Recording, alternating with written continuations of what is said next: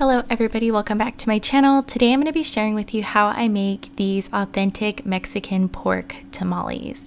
Now this is an old recipe that we've been using forever, and I'm going to share with you guys exactly how I make it step by step. So I am starting the evening before we want the tamales. So this is late in the evening, and here I'm adding about 20 to 30 garlic cloves into a crock pot. To that, I'm also going to add a couple tablespoons of ground cumin.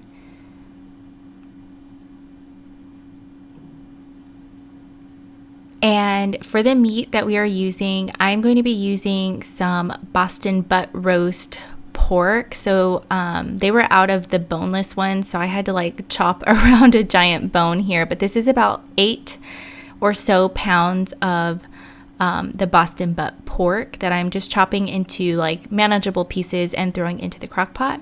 And then to that, I'm also adding about 2 to 3 pounds of beef. Now, traditionally, it's usually just beef or just pork, but my great aunt, who is 91, says that this is how her mother and grandmother used to make it back a long time ago. So that's how I make it. And then to the pot, I'm going to add a couple of tablespoons of some fresh ground salt and also some fresh ground black pepper. And then we're also going to add enough water just to come up to the top of the crock pot.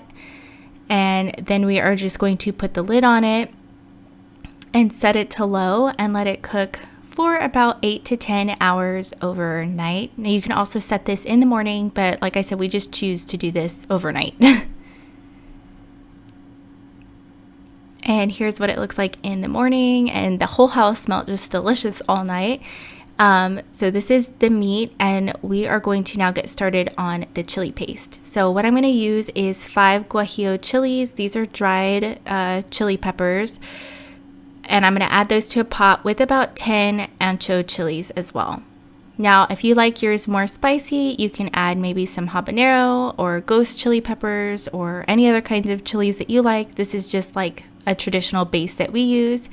And to that, we're going to add about 4 cups of water, and we're going to heat that up over medium-high heat and let them boil for about 20 minutes.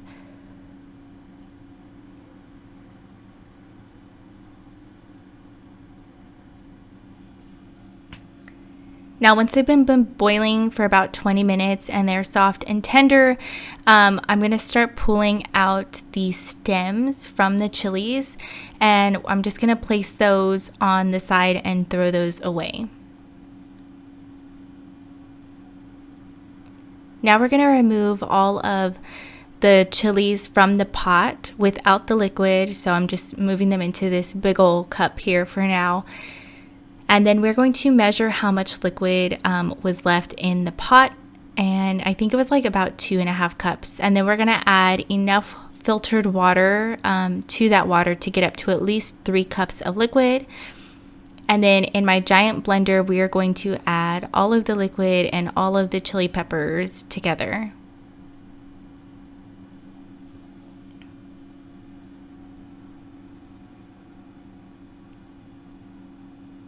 And then we're just going to puree this. I'm using my Ninja blender here on the puree setting, and I think it ran for about a whole minute until everything is super smooth. And this is what your chili paste should look like. And then we are just going to go ahead and strain that, or put it through like a sifter, just to get out any like chunky bits or seeds and extra skin. And this is what our chili paste is going to look like, and we're just going to hold that off to the side. So now we are taking the meat out of the crock pot, and I'm going to leave all of the liquid that it was cooking in, because we are going to actually use that in a minute. So I'm going to leave that in the pot, and I'm going to shred up the meat. And I had to do this in 2 batches because there was so much that it didn't all fit in my bowl, but I like to use a handheld mixer to shred my meat because it just makes it super easy to get it all shredded really quick. Now I'm going to set the meat aside, and I'm going to start working on the masa for the tamales. Now I used the prepackaged masa, and I'm just adding half of the big block. It was a 5-pound block. Like I said, I'll leave all the ingredients and instructions down below, but I have to break everything into 2 batches because it's just too much to manage in one big batch. So I'm putting half of the masa into the pot and letting that run for about a minute or 2 to break up the masa. And then I'm going to add a couple tablespoons of chili powder.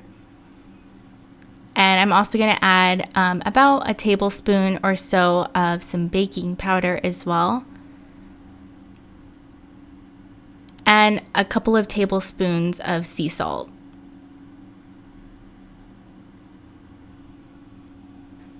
And then to that, we're also going to add our melted lard.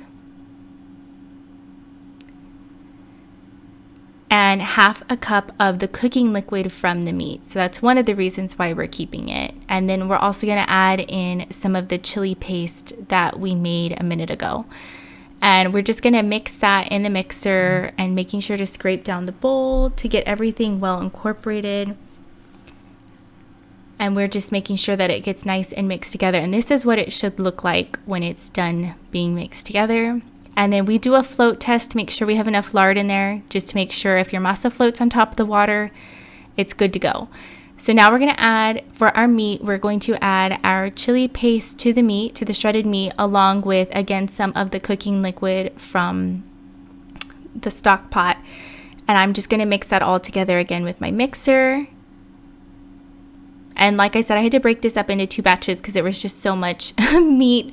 And then at this point, it was time to get our husks ready. So I just put our husks in a giant bowl and poured boiling water over them to let them sit for about 30 minutes while we sauteed the meat and finished making up the rest of the masa.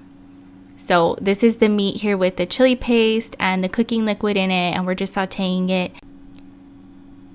And here we are pouring the rest of the cooking liquid into the bottom of our giant tamale pot. So this is like a big tamale steamer. I think it's like a 32-quart steamer.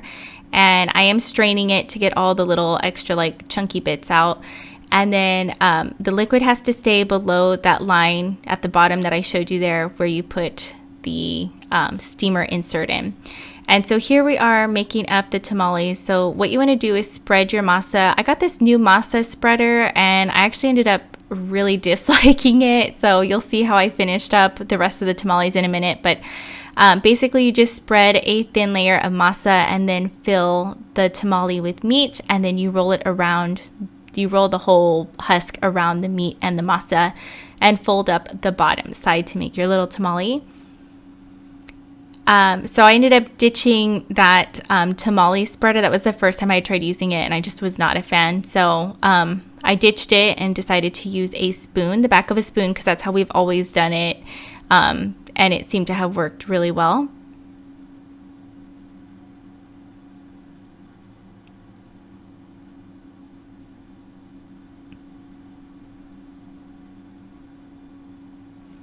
And here's what the tamales look like. I just stacked them on a giant sheet tray until I'm ready to wrap them up in foil.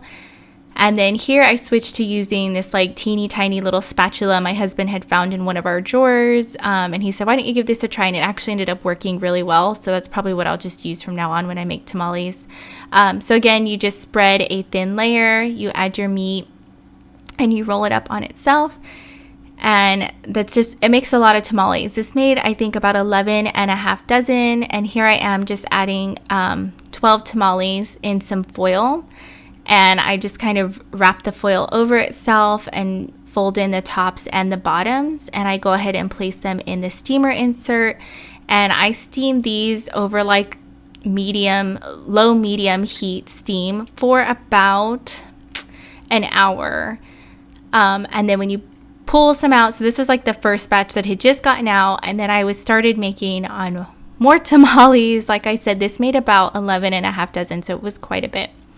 And then here I am pulling out some more tamales. And that is pretty much it. It's a lot of work, but it's definitely worth it. They are super delicious, and I hope that you guys enjoyed the recipe. If you did, please give this video a thumbs up and consider subscribing. And if you try the recipe, please let me know how you liked it, if you ended up liking the tamales. And yeah, I will see you guys in my next video.